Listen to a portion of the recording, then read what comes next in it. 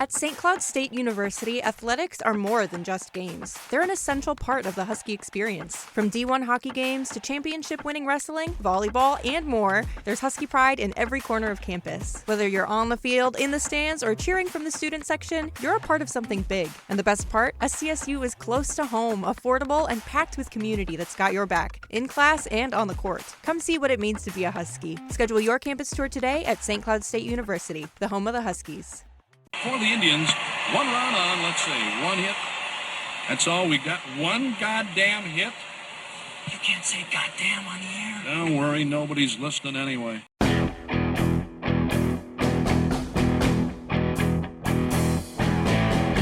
From the Gateway Lounge in Sioux Falls, it's Nobody's Listening Anyway.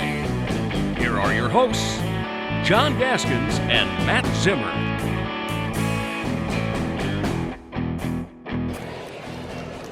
The 0-2 from Straub. Clemens in the air to right center field and deep. Back it goes. Deep it goes. And Kody Clemens wins it. And the Twins walk off the Royals once again at Target Field. Can you believe it? 4-3 the final. Down to their final strike. Twins win. Twins win. The Twins win it. Hey, happy hour indeed. 2 out of 3 walk-off wins for the Minnesota Twins over the mighty Kansas City Royals. Extra dramatic today with the grand slam from Roger Clemens' kid, and what a way to lead us right into happy hour. We are taping during happy hour at Gateway Lounge, where I was watching the big bomb, the Royals implosion, and these things are huge. Matt Zimmer was listening on the radio on the drive in, and we have so much football to talk about today with the Jacks and the Yotes and the Vikings opening things up the last 3 days. But holy bleep, these things kind of matter. Kind of feels like the playoffs leading into the trade deadline. It would have been a devastating loss had they lost, but they won. That is a once every 10 or 20 years win. I mean, to be down 3-0 with 2 outs in the bottom of the ninth, you don't win those games ever. You know, the game is over at that point. That's 99.9%, you know. And then to get 3 guys on base in a row with 2 outs is hard to do. Yeah. And Clemens is up. He's kind of the guy you want in that situation. He's a power hitter. He's been pretty clutch.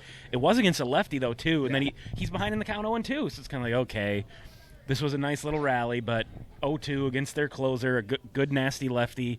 And then he just hung one on 0-2, and he crushed it. And I'm sitting in the car thinking, boy, a walk-off grand slam would be pretty cool. And Chris Atterbury's call, he didn't recognize right away. You know, he didn't like, oh, my God. It was just kind of like, it's a fly ball. And I'm like, and then all of a sudden it's like, oh, my God. You know, down 3-0, 2 outs in the ninth, winning 4-3 on a grand slam. And then in the context that you mentioned, this would have been a bad series loss. Oh, yeah. You know, last night they got shut out by Randy Dobnak. Yeah, his first win in 5 years. Yeah, I mean, it's like, geez. And then you're shut out again into the ninth, 18 innings without scoring a run. It's kind of like, maybe they should be sellers. And then forget it. You know, a win like that changes everything. I can only imagine how much energy is in that clubhouse right now. Yeah. I mean, they are that is the kind of win that can, you know, energize a team, and it was a season saver to some degree. Unbelievable. You cannot overstate how big of a hit that was. And there were more people in the stadium than I would think on Thursday at 12:40. I was like, wow, look at all those people celebrating. Yeah. And it's also the difference between being 500 and being 2 games below 500. Mm-hmm. At this very moment that we're taping, they're 2.5 back of the division lead, and they're close in the wild card as well. Let me pop this up. Again, this is going to change by the end of the night with others playing, but just 1 game back of the wild card. So, I mean, with the series against the Seattle Mariners, a better team and a team jockeying with the Royals and a couple others, or the Twins and a couple others for the final wild card spot coming up on the road this weekend, the last 3 games before the trade deadline. So, I mean, this really does feel like the playoffs, and that does feel like a monster win. And if you didn't mention it, you just now, you mentioned it to me before we started rolling, that there was a 99% improbability, a 1% chance that what happened there, that for them to win it all in that situation. Yeah. 3 runs, 2 outs, 2 strikes. Right, because if you're down 3-0 going in the bottom of the ninth, you're thinking, well, you got to get the leadoff man on. And if you get the leadoff man on, then you're like, okay, we got a shot. When the first 2 guys go out, that's it. I'd probably have been leaving, or getting ready to leave. It's like, okay. Again, to do that, to get against a pretty good pitcher, that Ursig or whatever his name is, he's pretty solid. And then, again, Kody Clemens had to do it, a lefty-lefty matchup. What a find Kody Clemens has been. Yeah. They picked him up off waivers from the Phillies last year, and he was a nice player last year. He hit 19 home runs, could play some different positions, but he also barely hit over 200. It was kind of like, okay, this guy's a decent bench player, but he's not a guy who you're going to build around, who's going to help you win. He's been a huge part of them being a contender this year. He's having an all-star caliber season. What an awesome moment, and what a cool story he is to go from kind of, that's Roger Clemens' kid who's a fringe major leaguer to now, like, he's a dude, kind of. Yeah, well, it felt like most of this squad, beyond Byron Buxton, was just a bunch of fringe major leaguers. Right. And they're all kind of rising above the occasion. But imagine the tone and tenor we'd have sitting here had the 99% played out. They lose 3-0 or 3-1, 3-2. Maybe they get a run or two, but they still lose. Right. As they should in that situation. And what would our tone and tenor be? Yeah, I'd be like, are we sure that they want to do this? Yeah. Maybe they should trade Ryan Jeffers and Joe Ryan. Maybe they should, And in the grand scheme, it's the difference of one win. But again, what the way in which they got that win, how that can energize a team, the fact that it would have been such a devastating loss, and instead it becomes this, oh my God, this and part of the story of this team all year has been this sort of, we talked about it when we were down in Lincoln about they kind of remind us of the Indians from Major League. Yeah. In that they're just these, no one believed in us. We're a ragtag group of guys that, nobody even wanted here. We're kind of this, group of cast-offs, and they've come together. I heard Josh Bell say in an interview the other day that this is the closest team he's ever been on. Wow. And he's been around. He's been on some good teams, some bad teams. He's on like his 5th or 6th team. You definitely get a sense that part of the reason they're winning is because of the chemistry, because of the clubhouse, because of what Derek Shelton has managed to create. And then you get a win like that. That just only, pours gasoline on that fire. Sometimes those corny things in sports are actually true. Yeah, those cliches are actually true. Yeah. Sometimes we go when people talk about clubhouse and chemistry and culture and any C word, but this case, and in the Twins case too, they have the fire sale last year, and Carlos Correa was this great free agent signing, one of the biggest free agent they've ever signed. And when he was healthy, he was a great player. But when he wasn't healthy, he wasn't very good. And he wasn't healthy last year again. And he's making all this money, and they trade him. And then after he left, you kind of started hearing that, kind of makes maybe like, I think when he first got there, he was what they needed from a leadership standpoint. He kind of needed to say, hey, raise the expectations here. I'm a big deal, and I'm going to show you guys how to do this the right way. And I think you saw his playoff performance in 23. He had a bad year that year, but then you get into the playoffs, and he was unbelievable. He was the dude. He was the reason, essentially, that they won a playoff series finally. But then he gets hurt again, and all of a sudden, that same leadership suddenly isn't, all of a sudden it's kind of getting sour, and guys are starting to – so it sounded a little bit like maybe – getting him out of that clubhouse actually was a breath of fresh air. And now you have this different group. And I'm not trying to bag on Carlos Correa. I thought he was a great player. I loved that signing. I wish it would have worked out. It didn't. But you hear a lot of guys say the clubhouse is a better place this year. The environment's better. And how can you say it's not? Because they're winning with a roster that feels like it shouldn't be winning. And I don't know how big of a deal a new manager is either, because all the guys seem to like Rocco Baldelli. He was a player's manager. But maybe with Baldelli, it's the same thing with Correa. Just like we're getting tired of the message. It's getting old. Different guy, and Shelton seems like a different guy, and he was part of the celebration of that walk-off. It was cool to see him and Clemens celebrate together. So Twins, game and a half now ahead of the Mariners in the wild card, and I'll go back to the full standings, 2.5 back in the division. But if the Mariners lose in LA tonight to the Dodgers, which they should, but it's baseball, they might not, or they might win.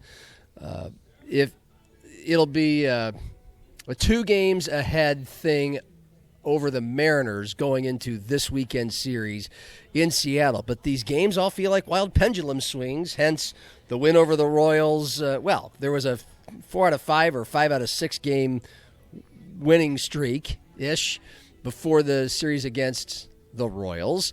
Then there was the win, the walk-off on Tuesday, and then the loss felt devastating because Joe Ryan couldn't outduel Randy Dobnik, and then this.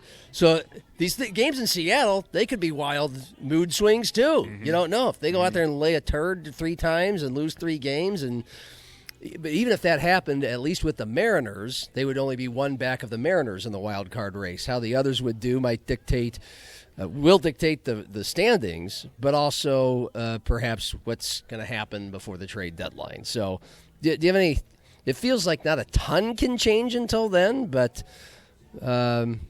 what's your sense of what could change depending on the outcome of the weekend as far as trading, selling, holding steady, whatever?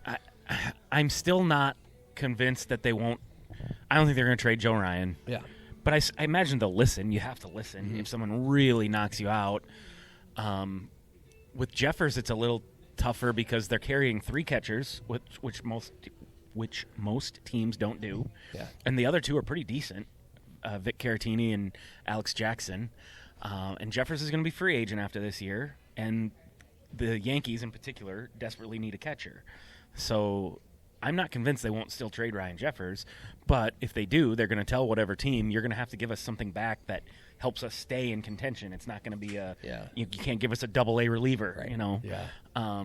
So that'll be interesting to watch. I hope I want them to go for it. I hope they go for it. We talked about last week, partly because Tom Pohlad needs to put his money where his mouth is, and it sounds like that's what they're doing.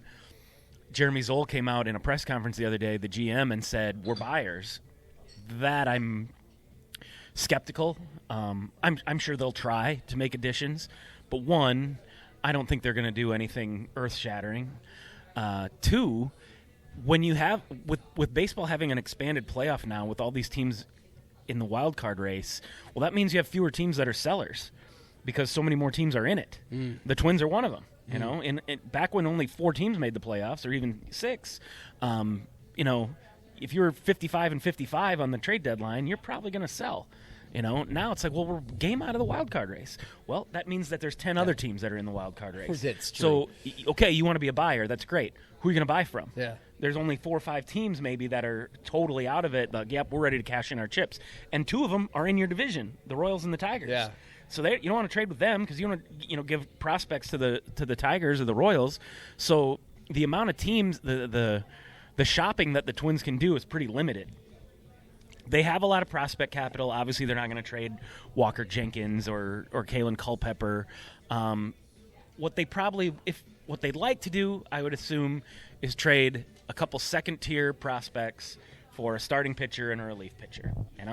Maybe a right-handed bat.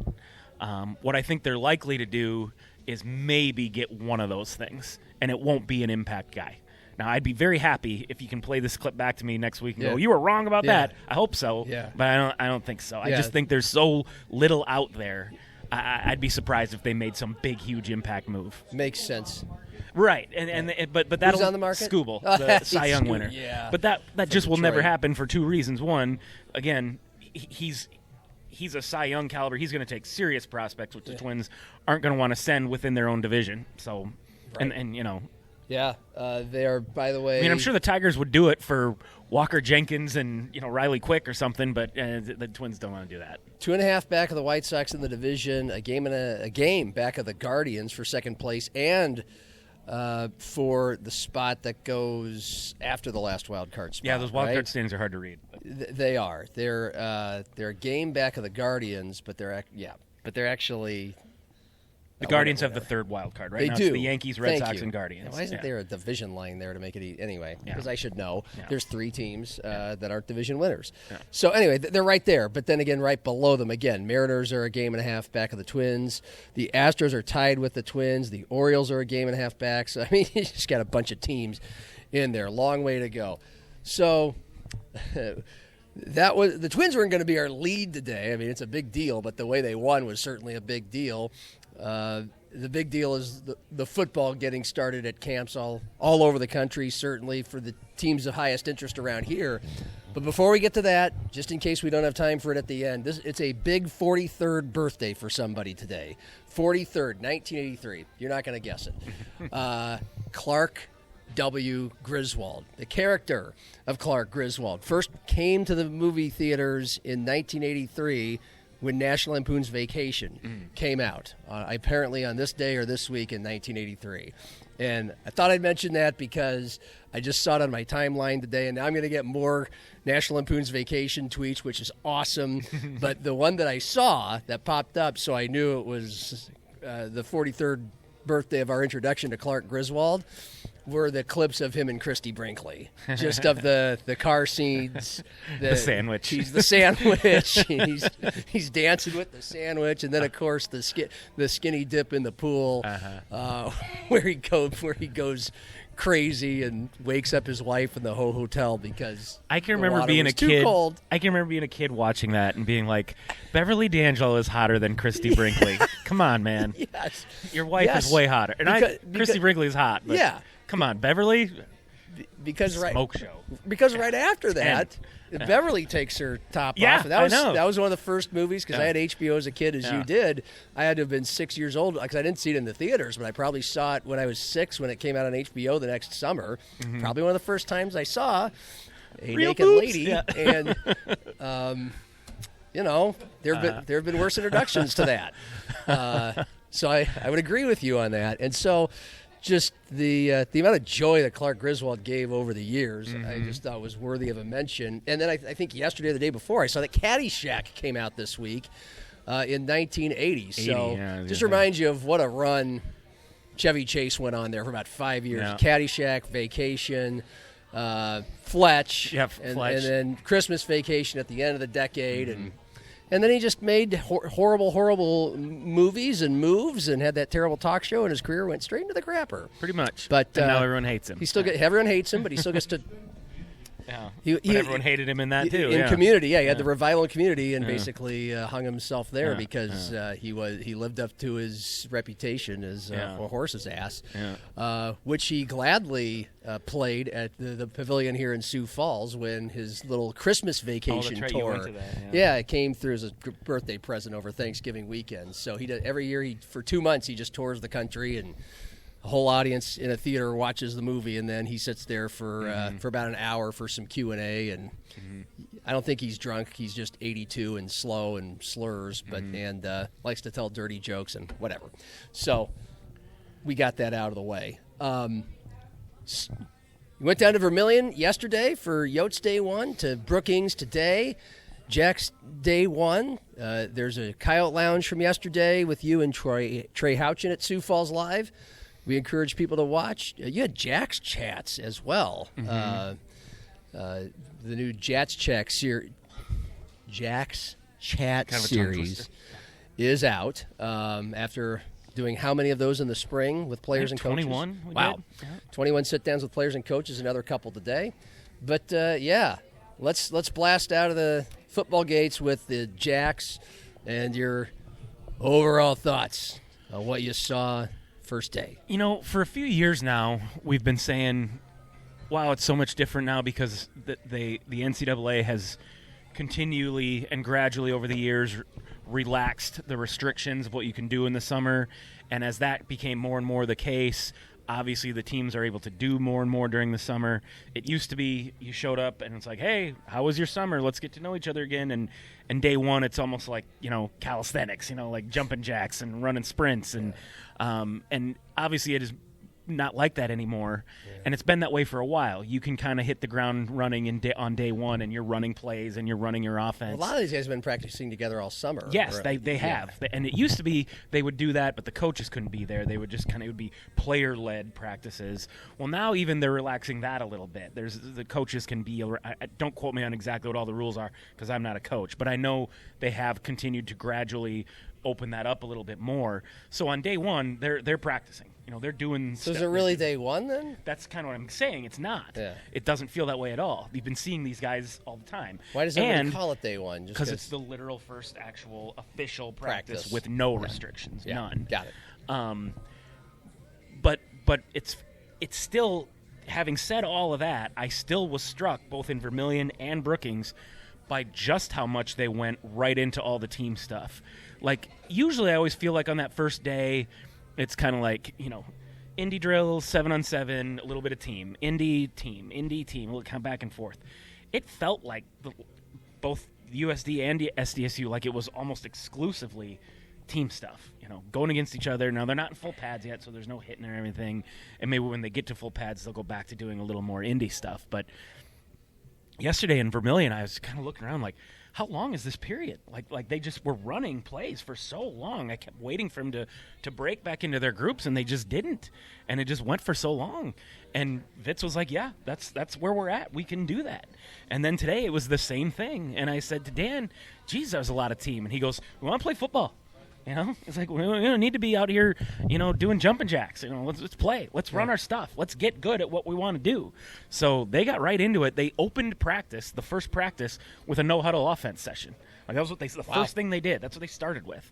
And so it was like, okay, we're doing it. Let's get right to it. So, Eitznes had a headset on when they were on the sideline. So, they're doing all of it. They're going. So it felt like a regular old, practice in October, really. Okay.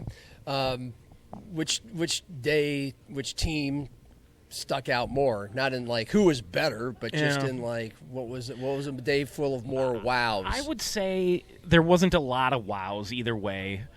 Maybe a couple more for SDSU because Chase Mason is special, and USD has 3 quarterbacks that are kind of new. Chase made some throws today that had everyone going, holy shit, because he's Chase Mason.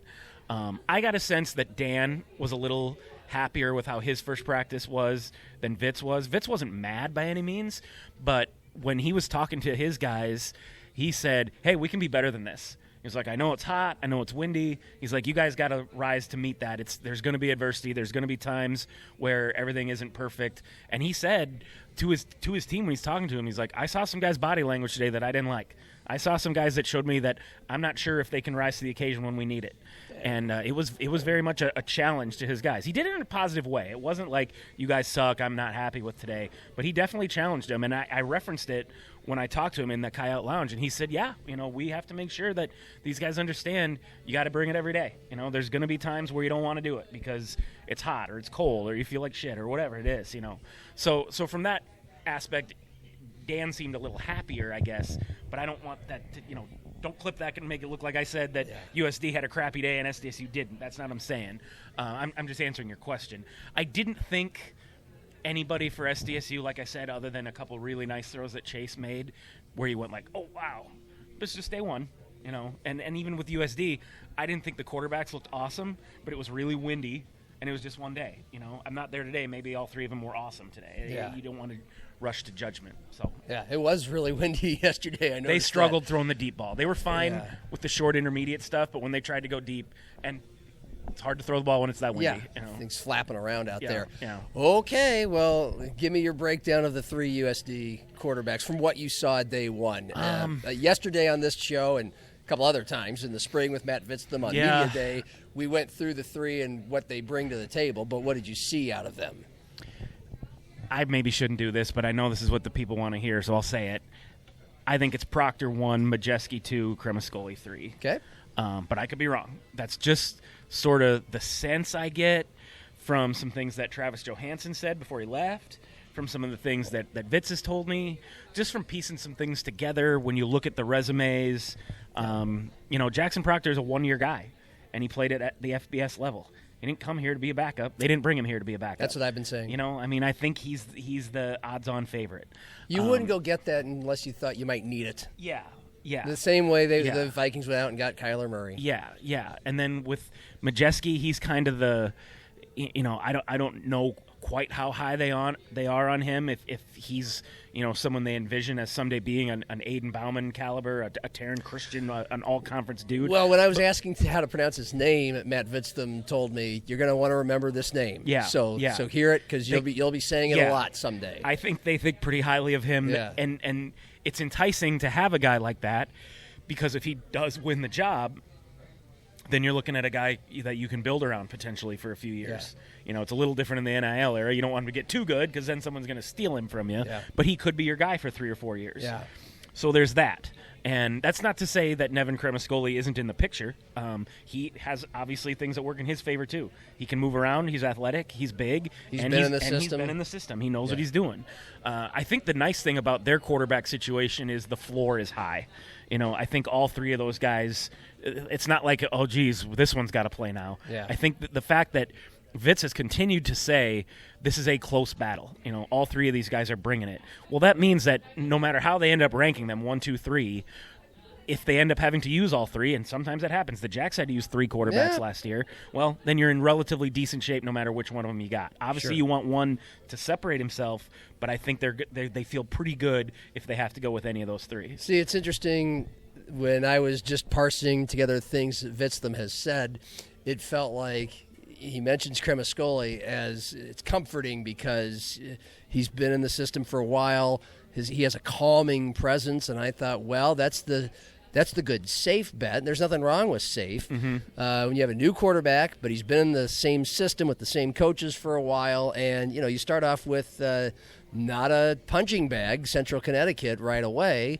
And when he said that what's going to determine who's going to win the starting job, most of all is going to be decision-making, how they do in the tight situations when it's third down, and if they're doing the right checks before the line of scrimmage. And you'd think that would be where Nevin would have his shot. And I think we mentioned this last week, but they're going to have or should have an immense rushing game, like a stout running attack. Charles Pierre, the Thunder, and whoever gets the job Jones, the Lightning. Probably only be throwing the ball 15, 20 times a game. I mean, Aiden Bauman didn't throw it that much. So if you don't need it, and the guy with the most experience in the system and best at therefore avoiding mistakes, who will be less confused, okay. So I thought, okay, maybe he's the clubhouse leader going into the summer. Maybe that does work in Nevin's favor. But I would definitely think that Proctor's at worst number 2 because, again, he's got 1 year, and he's the only guy of these 3 who has played some FCS football. And by the way, he was 8-2 at Dartmouth 2 years ago,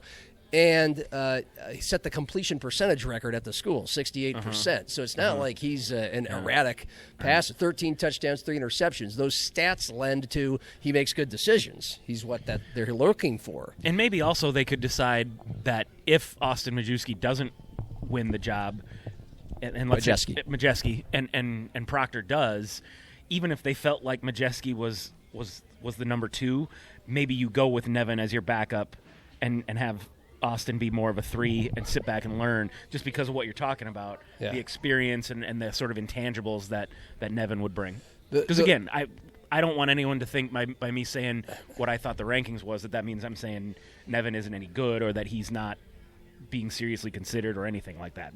I'm speculating. Yes, but you are giving the people what they want, and you do have a better sense than most people. We're going to get to the Vikings, and the same thing's going on with Kyler Murray and J.J. McCarthy. Nobody wants their progress to be tracked by reporters, but it's going to happen. They were just talking about him here on NFL Live. Yeah, and we'll get to that. But the thing that should be noted about Austin Majewski, because he does sound like the guy with the most talent, right? The most potential, the guy who can make the biggest plays. Vitztham, again, this was before practice started yesterday, but I think he's concerned about the big mistakes because this is a kid who just oozes confidence and ability and balled out in high school. But at least he redshirted. He's been in the system for a year, and that's that's a lot longer than Proctor's been in the system. So it's not like he's coming in here totally raw himself. I would say Majewski was the one who I thought was the most impressive at practice yesterday. Okay. Now we're getting somewhere. Why so? What was impressive? I just thought he threw it the best. Okay. I didn't see every throw, but what I watched, I thought he looked the best. Yeah, and I'll clear this up. I think he didn't Proctor, by the way, I'm trying to find this again. He did not play at Northern Illinois last year, right? He was there. Is that where it was? But I don't Northern think Illinois? Yeah, I don't think he played. He was at Dartmouth 2 years ago. He was Okay. at Dartmouth 2 years ago, but he didn't. He was at Northern Illinois. There we go. We're gonna clear this up once and for all here. Spent a year at Northern Illinois in 2025. Did not use a year of eligibility So for a there's waiver. two former Northern Illinois quarterbacks in South Dakota right now. Yeah. Because Josh Holst at SDSU is looking like he could be their QB2. Well, there's a bunch of other positions on the field, but you've also lent us to the segue back to the Jacks. And did you get? You said Chase Mason threw some wowzers. Mm-hmm. What about the other QBs practice today? I didn't see a ton today. It looks like Holst and Jack Henry are splitting the reps for the two, so it'll be between those two. Jack Henry looked really good in the spring. I thought he looked like the best option to be the number 2, but Holst has starting experience in the FBS, and he's a big kid. He's definitely in the running. We'll see how that plays out. You look at their offense, and Chase Mason's coming back, okay, and now Lofton Ogroski comes back at wide receiver, and Graham Goring and Jack Smith and Grayton Gannon at tight end. They're loaded in all of those position groups. So the question isn't so much like, are these groups good enough? It's like how are they going to split it up? Who's gonna play at what? How are they? Like, for just example, wide receiver, it was Graham Goring, Lofton Ogroski, and Jack Smith. They were on that's the top 3, and we kind of knew that was going to be the top 3. But the other guys are good, and they want to get on the field too. And at tight end, Grayton Gannon had 35 catches last year. Coleman Kuntz is really good. The guy who came in from Sac State, he was on the field a lot today. That's going to be competitive. And there's other guys too. Running back, they lose Julius Loffridge, who's kind of their main feature back last year, and then 3 freshmen behind him. Well, Loffridge is gone. All 3 of those freshmen are coming back, and they're really good. And then they brought in this Ramon McKinney from a Division II program where he rushed for 1,000 yards. I asked Dan pretty point blank on our Jack's Lounge that people can see. I was like, do you want one guy to be, your Isaiah Davis, your Julius Loffridge that rushes for 1,000 yards? Or do you want it to be more committee? And he was leaning towards the latter, which I figured. I mean, McKinney's not a big guy. He's not a guy you want probably carrying the ball 25 times a game. So, and then, on defense, it's the same thing. Linebacker, D-line, there's all these guys. There are plenty of guys that are ready to start, but only 11 can be on the field at the same time. So that's what's going to be the theme throughout camp is, how is this competition going? All 3 starters at linebacker are coming back, and I don't think any of them are guaranteed to get their job back. Wow. They're going to have to win it all over again. I have a feeling, going back to the offense, the running back, the fact that there are productive receivers returning, and it's a deep room, and I don't just mean wide receivers, the tight ends who catch the ball as well, starting with Gannon. That Chase Mason, obviously Chase Mason's a dual threat quarterback, but had a highly productive passing season last year, 267 yards a game, 9 yards per attempt. He can get it downfield with accuracy. Only 4 interceptions to 18 touchdowns. And you have these studs coming back at wide receiver, including Ogroski, who missed a lot of the season, about half the season. It feels like, remember, we've always said with Eric Eidsness, he's not going to pigeonhole his offense every year. When you have Zach Zenner, you run the damn ball. When you have Taron Christian, Dallas Goedert, and Jake Wenicky, and Cade Johnson, a couple of years crossover, you'll be pass-centric. It's not like you don't run or you don't want to be good at the run. You don't want the 605 Hogs to road grade, but it's more like you run to keep them honest so you can set up these just explosive plays in the passing game, and you're super confident you can march the ball down the field at the end of a half or at the end of a game if you absolutely need to. And that's what this feels like right now. You just have an experienced quarterback and a bunch of receivers, and we don't know what there's going to be at running back. And it feels like this might be more of a passing team. I know they want balance, but I think they're going to make a lot of their bigger plays and their hay throwing the ball. I think so. I mean, the talent among the pass catchers is just, we mentioned those top 3. Landon Delaney. Yeah. Jace Woods looked great today, coming in as a true freshman. He did. Sammy Dressy's a guy who, he's not from around here, so nobody really knows, but he's really good. Yes. It's just, an embarrassment of riches at that position. And there's other tight ends, too. Braden Delahoyde, we didn't mention. He's the third tight end. He had the big touchdown to beat Montana State last year. Jimmy Rogers was talking about him before he left, how good he's going to be. And there's a couple other young guys. I haven't even, committed their names to memory yet, but some big dudes that are freshmen in the tight end group. I mean, it's just there is so much talent there. Yeah, and with the known commodities, the ones that we have seen on Friday nights here in Sioux Falls, Jace Woods and Landon Delaney, and before them, Jack Smith, before him, Griffin Wilde. It just imagine if he was still here. That kind of speed, that kind of just sheer speed, and they've got decent enough hands. It translates from Howard Wood Field to the MVFC, so far 2 for 2 with Wilde and Jack Smith. So can't wait to see Delaney and Woods, and we don't even know how much they'll get the ball because of all the other guys around them. And by the way, one last point on all this, it's not like these need to be a bunch of 20-yard intermediate routes or 40-plus yard bombs.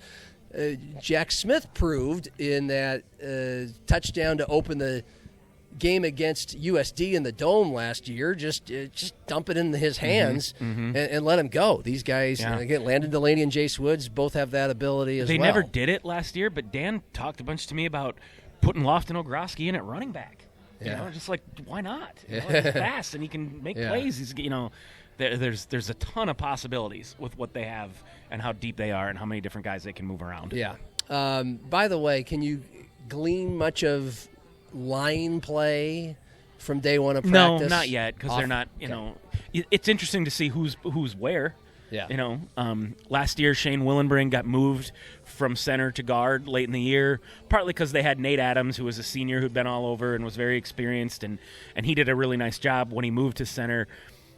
Looks like Shane's going back to center. I didn't know if they would maybe say, hey, things worked out at guard, let's just keep you there. He's going back to center, it looks like. But Cooper Starks, a transfer from Vanderbilt, who's really big and really smart and looks like a dude, he's going to have something to say about that. And if he outplays Shane, maybe they do move Shane to guard again. I don't know. Jackson Kirsten, I think is his name, was playing right guard today. I don't know much about him, but he was running with the first team. John Pika and Kenyon Bigbo, as I expected, are duking it out for right tackle. And I don't know, when Jason Eck was there, when Ryan Olsen was there, they were a little more like, we're going to have our starting 5, and we're going to run with those 5. And they liked having a 6th man who could kind of fill in when needed, but for the most part, they wanted to stick with their 5. Mike Bengtson has been a little more open about, I want to rotate a little bit. I want to move some guys, or not move guys around so much like they did last year, but I want to be able to sub guys. It's not necessarily, okay, you're the starter, you play all 60 snaps. So if say Kenyon Bigbo beats out John Pika for the right tackle spot, that doesn't mean we're not going to still see a lot of John Pika. And those guys, the other thing is, the tackles are kind of tackles, but the centers, guards, those interior guys, they all have to know all 3 of those spots because they are going to, want to keep guys fresh. They're going to do that, and I think, and it doesn't even necessarily have to be we're trying to keep guys fresh. It could just be like, hey, you get a series here. We want to see what you can do, because I think you saw last year, late in the season when they felt like their O-line was kind of underachieving a little bit. I mean, credit to Mike Bengtson. He had this good idea that, hey, let's move some things around. Let's switch strong side, weak side against certain fronts and move guys to different positions where maybe they could utilize their strengths a little bit. And that worked immediately. Yeah. It doesn't mean that's what they're going to do again this year. I don't think they want to necessarily be doing that all the time. But they can. But they could, at the very least, and Dan mentioned this too, they want to have 8, 9, 10 guys that they trust, that they feel good about. And I think they're gonna. Because, you see a guy like Kyan Rauk, who's the biggest guy in the football team. He's 6'8", 330, just a giant. He went in to play tackle late last year, like when Quentin got ejected in the UND game. He came in, and he looked pretty good, and he's only better. It's going to be hard to keep him off the field. So, long way of saying I think O-line is going to be a strength. I think it's going to be better than it was last year. I'm so glad you brought up Kyan Rauk because I would have forgot about him. So the Jackrabbit football team comes to the Birdcage last Thursday night. I don't know if you heard about this. But I saw Dan's awesome first pitch. Dan, have you ever seen this happen in the history of ceremonial first pitches? A mulligan? Yeah. I have not. It had. I was not there. I was not present. So he must have just immediately demanded Give it. me back. Yeah. Because the next second you know it, because we've got great footage that the football team put out because a couple players were filming this. They were filming themselves reacting to it, and there was another camera down there on Dan, and you see the split screen, and they're laughing, and the next second he throws a perfect strike. Well, not perfect, but like way better. He hits the mitt. Got there in the air, yeah. After that. But then, so at select Canaries games, there's singing of Sweet Caroline for the whole stadium. Little Boston Red Sox, Fenway Park adaptation. And but instead of just playing the song by Neil Diamond, I come out there and I'm pretending to be Neil Diamond's brother, and I sing it with Neil Diamond singing it. It's not karaoke, it's singing with and so that was the plan. And I just told, I had been texting with Dan for a couple of days because he had told me they were coming down, and we were trying to figure out, is there a way to get the Jacks involved at all in some of the entertainment? And what we landed on, so I'm not going to go through the details, we kind of landed on is Sweet Caroline would be good because they weren't sure if they were going to stay for the 7th inning stretch to go sing Take Me Out to the Ball Game. So I said, do you think these 18 to 23-year-olds know Sweet Caroline? He's like, oh, yeah. I said, okay. And so when we got to the moment where we got there, and I'm in a big, goofy yellow suit, I'm playing Ric Flair on this evening. I am Ric Flair tonight. I start it. They get on their feet. They are rip-roaring, ready to go. But after a couple of bars, all of a sudden I see walking down the stairs is this giant man. It turned out to be Kyan Rauk. And he's got a microphone. And he starts singing with me. No kidding. And it didn't. It appeared like this was a guy who wanted to do this. Like, maybe he's a singer somehow. He is. According, he is. Okay. It's clear he is because he was good. Oh, okay. And of course, me being a ham, and a mic hog, I refused to secede it. So he sang a duet the rest of the time. But, I mean, the energy, the excitement from his teammates as he was, because he was sitting, he must have been sitting in the top row because he was walking down the stairs. I was already at the bottom of the stairs in front of these guys, and they were just going crazy because he was all about it. He was like a Saturday Night Live sketch. Just a guy grabs a mic and just starts bellowing. And they went crazy after it was done. And I texted Dan later. He's like, yeah, the guy can sing. So cool. That's something I didn't know about. Maybe we can get him on one of the Jacks chats. Get him. Sure. Yeah. Get him singing on there. So I told Dan that was a national championship Sweet Caroline. There was a 1-0 Sweet Caroline. So, and he, again, we go back to the thing with the Twins today with the walk-off. It's corny, it's cliche, but it does. But that was an example of how these guys are confident guys who seem to like each other, have a good time, and that could come up big in big points in games. We're kind of bouncing back and forth, but a few more notes on the Yotes that Zach Borg provided. He just gave 3 players to watch after a day. Brandon White, who is a great kick returner and who will be a wide receiver this year. Isaiah Ray, a defensive lineman, and Cale Kolarik, defensive back, were guys that stood out to Zach because he was there covering this for Midwest Sports Plus both days. But those are his 3 Coyotes, he said, impressed him. So, just something to watch.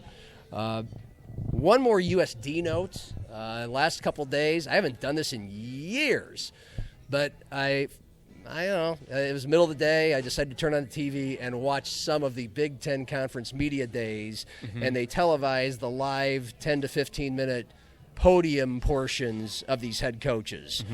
And they all get a chance to deliver whatever little 3 or 4 minute sermon they want to about their team and the year before they take questions. And it's interesting to pick up on the styles of all these coaches. PJ Fleck just shouts everything he says, and he's beating you over the head with a club after about 2 minutes. You're just like, oh, God, chill.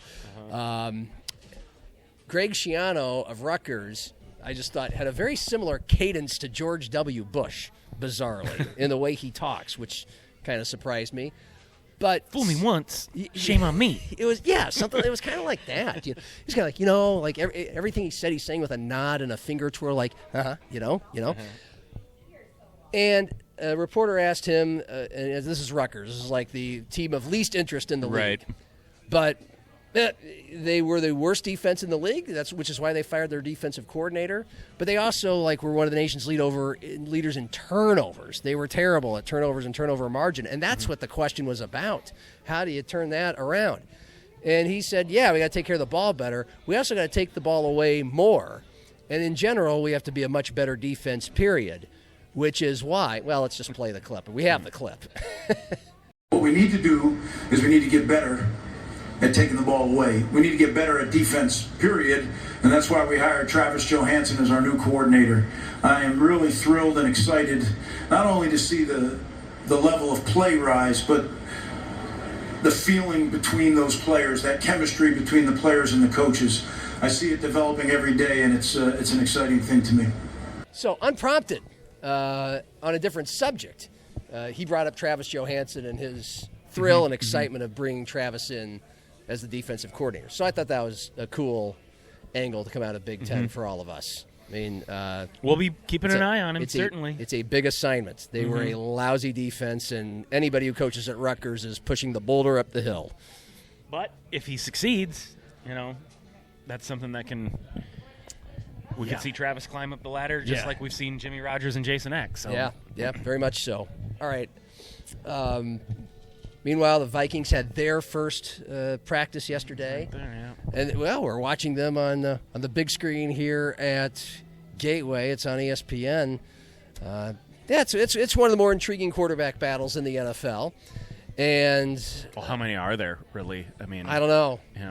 Which ones can we think of off the top of our head? Deshaun and Shadur. There'd be Penix versus two. There'd be Penix versus Tua if either of them even practiced. The kid from Moorhead's getting all the first team reps. Yes, Jake Strand from Moorhead State or Minnesota Moorhead took all the starting reps yesterday. But anyway, Murray versus JJ, and apparently reporters are encouraged.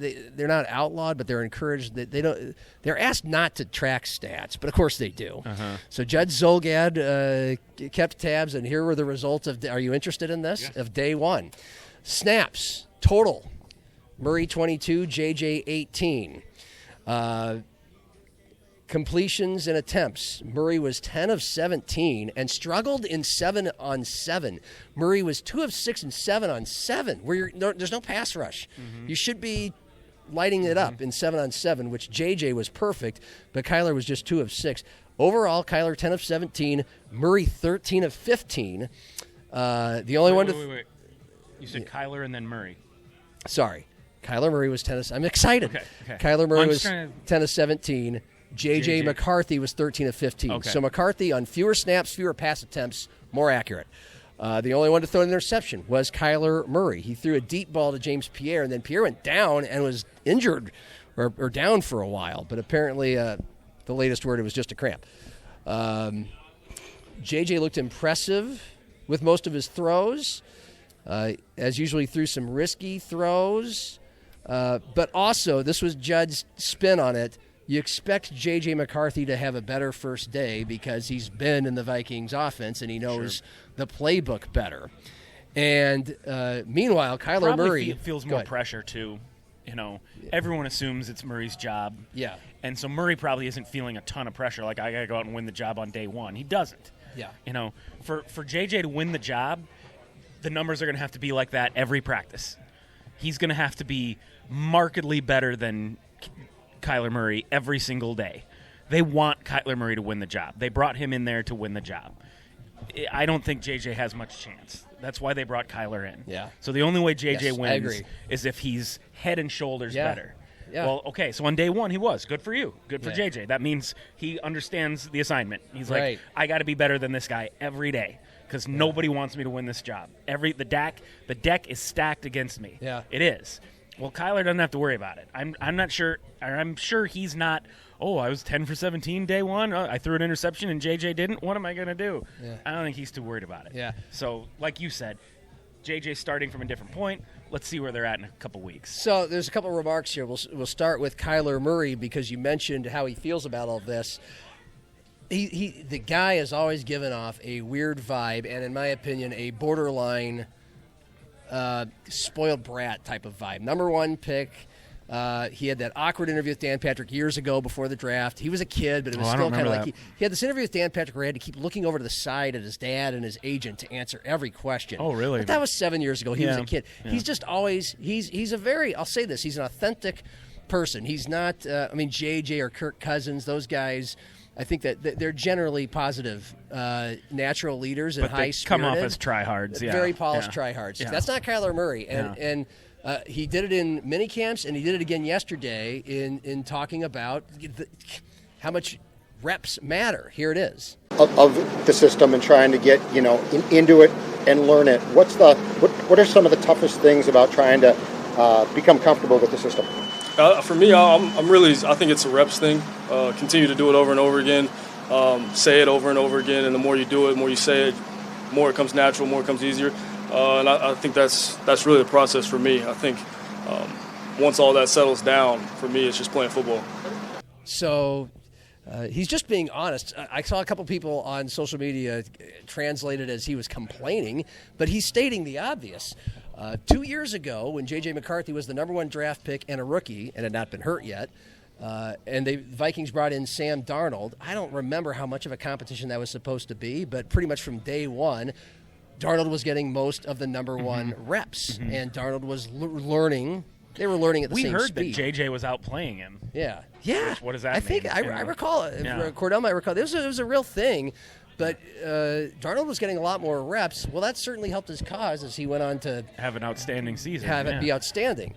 So I don't mind Kyler wanting more reps to get so he can perform better and get to know the offense better. I just got totally distracted. I didn't know they were making a Super Troopers 3. Okay. Does this excite you? Yeah, a lot. First one's one of my favorite movies of all time. Second one was fine. It was fine. Okay. Do you have a favorite line from those movies? Oh, too many to even. Okay. All right. You just reminded me. Remember the Dana Carvey show? You remember Dana Carvey had a show? Yes. And it was there was a skit about the NBA Finals, and it was Dana Carvey was Marv Albert, and another guy was Bill Walton, because those are the two guys calling the games on NBC. And Marv Albert's they're talking about Michael Jordan in the finals, and Marv Albert's spewing out stats, and it's going to be tough to stop the Bulls' full throttle offense. Bill Walton. And Bill Walton's just gazing off into the distance, and he just goes, "Hey, Marv, you see the NBA logo? That's a guy dribbling a ball." That's what you just did, Super Troopers. I kind of did, yeah. Yeah. Sorry. It's okay.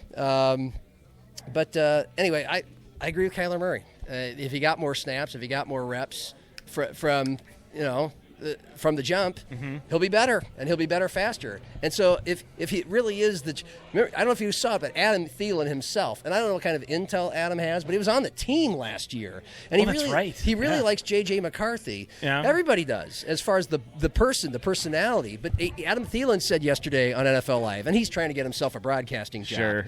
But you'll get yourself a job when you can come out and say, this is Kyler Murray's job to lose. Who are we kidding? He didn't say who are we kidding, but he said it in the tone of who are we kidding? This is Kyler Murray's job to lose. Yeah. Well, if that really is the case, that's what we all think, then just stop. Then just give him more reps. But they're not doing this. They wanted to earn it. They invested a lot in JJ. Yeah. I mean, he's a high first-round pick. You can't – and maybe, a lot of people are speculating that the way things have moved since the end of the season – really points towards JJ was Kwesi's guy all along, and now that Kwesi's gone, maybe. I don't know. O'Connell's job is going to be on the line pretty soon. I don't think he's on the hot seat this year, per se, but if they have a bad enough year, he could get fired. Right. And if they have an just okay year, then he's going to be on the hot seat next year. So he's got to stop worrying about developing he's got to win games. Yes. And that's why I think Kyler's going to win the job. Because Kevin O'Connell's got to win games. Yeah, I've said that since the day they signed him. But I do believe KOC, which, by the way, somebody who kind of knows him told me the other day that he hates KOC. It's actually KO. Everybody knows him, calls him KO. But whatever. I do believe, he plays these stupid word salad charades whenever he's asked about this, that it's open competition. They're going to make each other better. I do believe that because after day one, I think Kyler Murray now has a little fire under his ass. Yeah. He can't. But also, people forget the difference between J.J. McCarthy and, say, Christian Ponder or some of the other quarterbacks the Vikings have tried to make something of is he has a cannon. He has the physical tools. He's athletic. He's pretty good sized, and he has a cannon. Yeah. You know, guys like that don't grow on trees. Yeah. So even if KO has decided, I don't really think he's that good, or I never liked him in the first place, or I'm ready to go all in with Kyler. Yeah. Even if all that's the case, he's still smart enough to know there's a kid sitting here with a lot of tools. Yeah. That potentially there is still a great quarterback there to be unlocked. Well, it's just, can you unlock that while you're also trying to win games with Kyler Murray? Because if you do unlock it, or he unlocks it himself, you know, maybe he goes on the bench for a while and he's pissed off, and Kyler's the guy, and Kyler's the quarterback for 6, 8, 10 weeks, and maybe he's doing great, maybe he's not, but then he gets hurt. And then it's like, okay, it's JJ time, and maybe JJ comes in and boom, there he goes. Yeah. He just needed that time to reset, to be on the sidelines, to be getting backup reps, all that kind of stuff. Yeah. And then all of a sudden, boom, you got your guy. Another great point I heard about this battle, and that it could explain the first day results that JJ was a little better, is that Kyler Murray, his whole career, high school and both colleges, Texas A&M and then Texas Tech, was he's a shotgun quarterback and in spread offenses. And then he started with Cliff Kingsbury. I can tell you why that is. He's short. Yes, you do that to be able to see. Yeah. And ask me how I know. And the play, because you're short. And by the way, receivers sometimes can't see the short quarterback very well. Well, Phil Mackey did a great digging job on the stats of under center versus shotgun last year in the NFL, and the Vikings had the third most under center snaps. 50% of their snaps were under center. Well, J.J. McCarthy at Michigan, he's playing in Michigan with Jim Harbaugh, run-oriented offense, a lot of play action. He's totally comfortable, and he's also whatever he is, 6'2", 6'3", a normal quarterback height in the NFL. So whether that means that helps him for now in the long run. I hope the Vikings are tweaking their offense for Kyler and running shotgun rather than asking Kyler to go under center. Yes. Because asking a 5'10" quarterback to go under center is not a good idea. Or you're going to have to roll them out a bunch, which they were doing, for what it's worth, they were doing a lot of on day one with both quarterbacks. Got one more bite free to play because, again, Kevin O'Connell has handled these Kyler versus JJ questions very strategically, to say the least. Kyle Brandt put him as on the spot as I've heard anybody put him on the spot, because he specifically asked about J.J. McCarthy, a point that you were making a bunch last year when J.J. was struggling. This was on ESPN NFL Network. He said, hey, this guy has started 10 games, and he won 6 of them. Yeah. And now he's fighting for his job, and, you know, it looks like he's losing his job. Have we given him enough time? Is he not getting a fair enough shake or a fair shot? And this is what Kevin O'Connell said. The dialogue that I have with J.J. Daly is he's still a very young player in this league. Even the level of, I wouldn't even say scrutiny, but even the tone of the question kind of falls under the category of we want to let him develop, and we want to let him continue to grow, and we ultimately want to have him be a guy that can be in a position to help us win football games. But in retrospect, at the same time, many times we're saying we want that right now.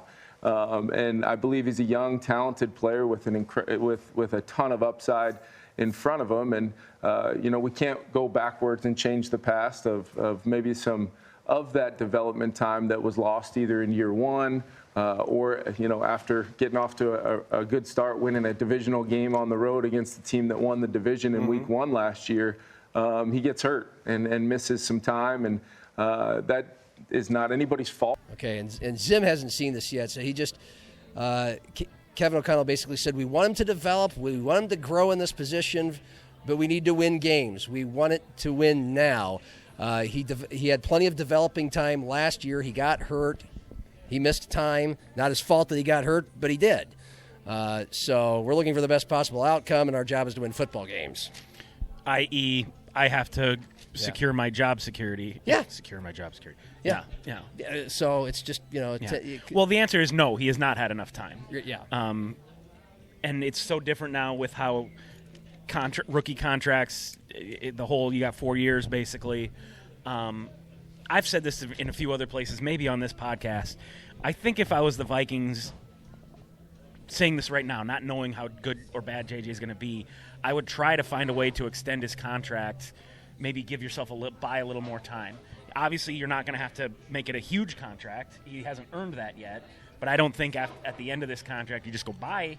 Yeah. There hasn't been enough time yet. I would try to keep him around and keep developing him while you try to win games with whoever else. We only have a couple minutes left if we're going on our kind of soft, got to be done in this amount of time thing. Plus, you got to go soon.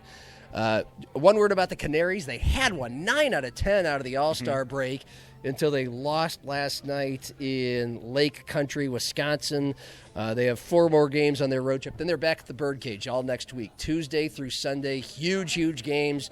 They're getting down to the wire for their season. It ends on Labor Day weekend, and all kinds of fun we have up our sleeves at the Birdcage. So get ready for that. We'll be talking about them more down the stretch. And we do have a dead guy of the week.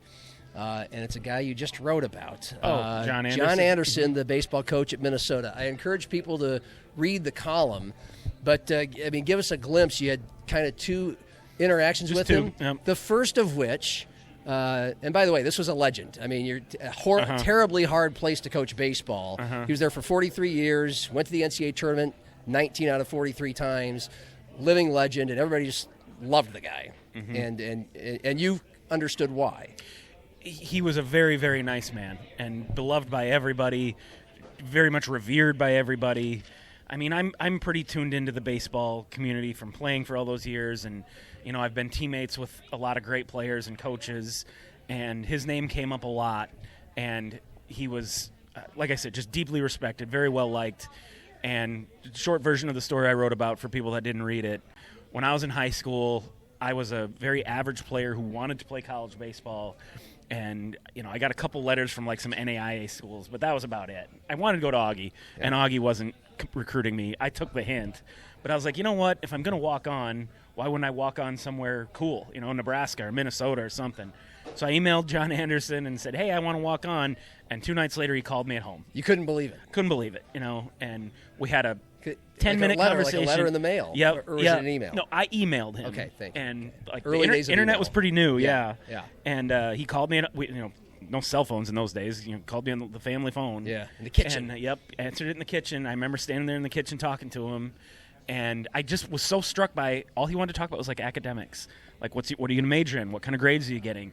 Can you get accepted into the school? And I kind of was like, wow, so those coaches aren't full of shit when they say they care about academics. He really means it. Yeah. And I told him, I was like, well, I was kind of like, who cares, man? Let's talk about baseball, But he kept bringing it back to that, and I was like, okay. And but he said, tell you what, apply for admission. If you get accepted, we'd love to have you come try out.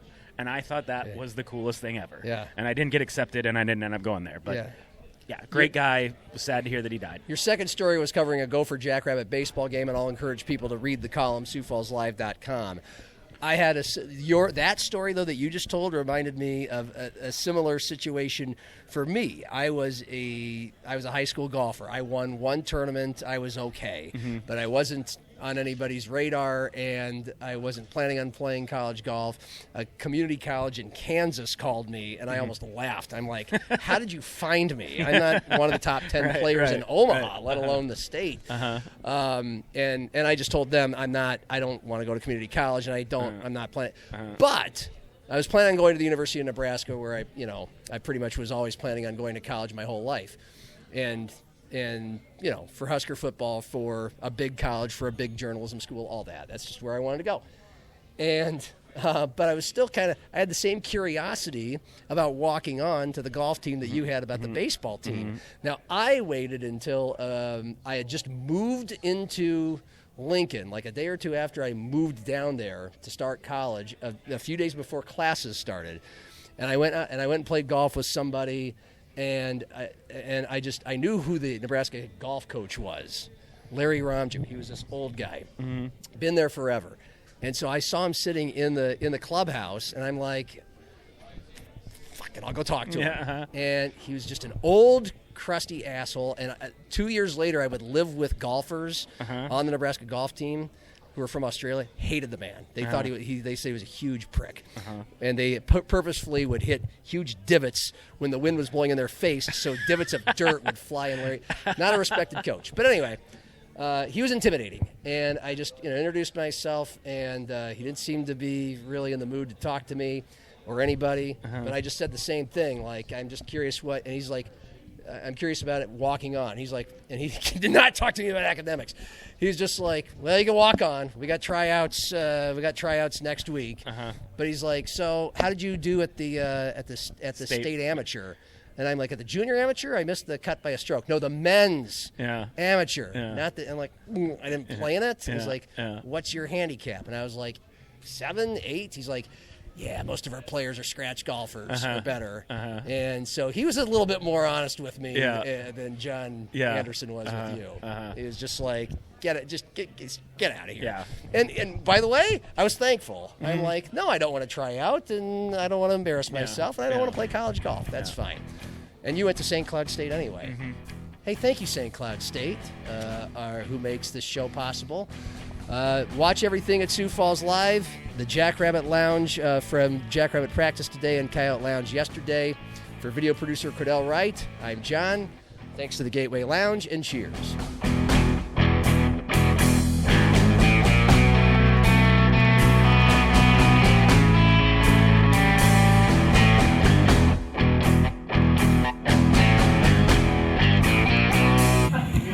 Why are you laughing? That was a terrible outro.